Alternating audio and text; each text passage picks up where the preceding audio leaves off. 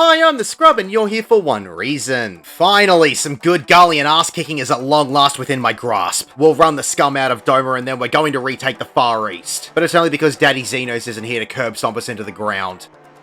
Again. For the third time. Time to learn about Doma Castle. Simplified.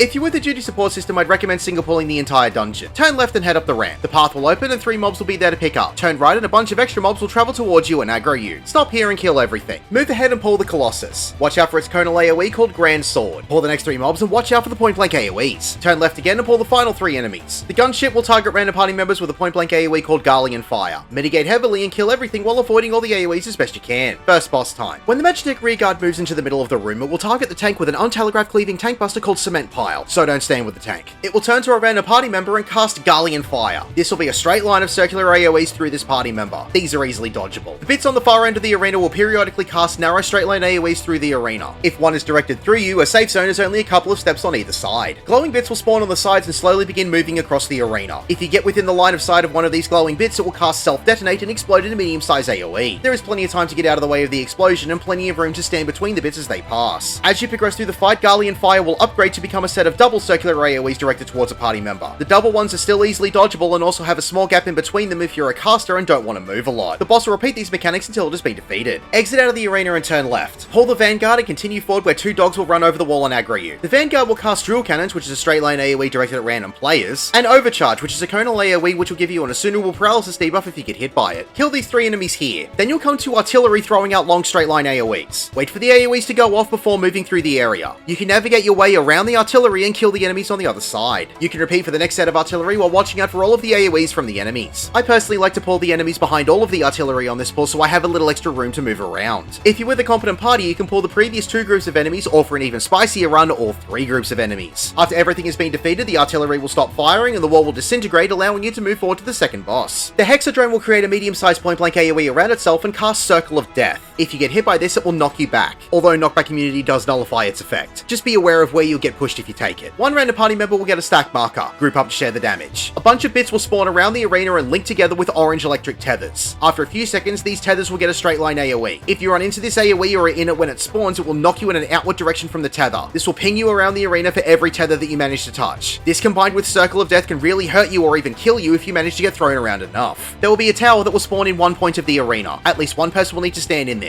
If no one does, it is a big room-wide AoE. Mechanics will begin to overlap. Later on in the fight, there will be 2 towers instead of 1. Watch out for the electric tethers if you need to quickly move to another tower. The boss will repeat mechanics until it has been defeated. Exit out of the arena and aggro the enemies at the end of this straight path. Turn right and head up the stairs. Turn left at the top of these stairs and grab the bunch of enemies coming down the next set of stairs. Watch out for the captain's medium-sized conal AoE. Kill everything and the next set of doors will open up when you reach the top of the stairs. Defeat the armored weapon on the other side of the door. A duo of extra enemies will spawn in twice when trying to defeat the weapon. The weapon will cast Launcher, which will target all players with a single target attack, so it's more like a room-wide AoE, and Diffractive Laser, which will put a point-blank AoE below a random party member. After everything has been defeated, the door will open and it's final boss time. Grinawat will scream Rip and Tear. He will perform an untelegraphed tank buster called Chainsaw, which is a 5-hit move. When he starts this, he will be stuck in the animation, so you can simply move to his side and you won't be hit. 2 party members will get a red marker over their head with an AoE around them. These players just need to move away from the rest of the group if they get this and try not to overlap them. He will then focus on one player and begin to track them with sustained machine gun fire. This is unavoidable and also a straight line cleave.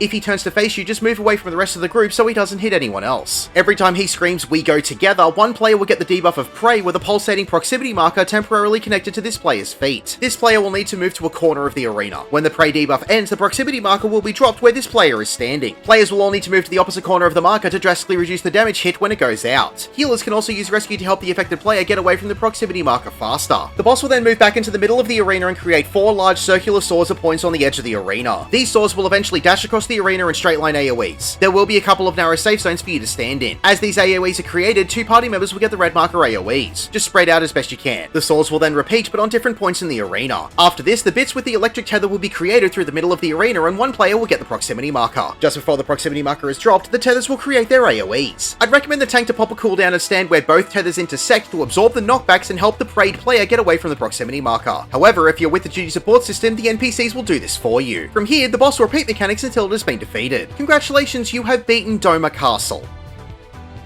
My name is the Scrub. Thank you for watching.